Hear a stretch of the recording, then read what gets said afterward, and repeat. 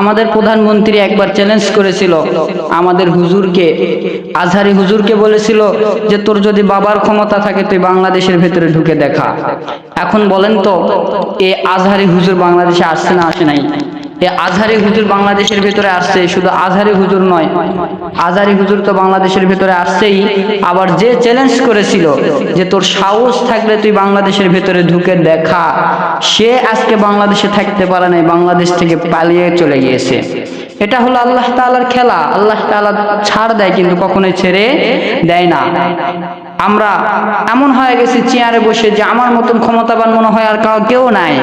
আমরা মানুষের উপরে জুলুম করতেছি, মারধর করতেছি, অত্যাচার করতেছি, এগুলো কখনোই করব না। কারণ আপনি যে পর্যায় থেকে মানুষকে অবহেলা করতেছেন, আল্লাহ তাআলা ওই চেয়ারটা একদিন কেড়ে নিয়ে আপনাকে আপনার নিচু পর্যায়ে পৌঁছে দিতে পারে। আপনি যাকে নিয়ে হাসি ঠাট্টা করতেছেন,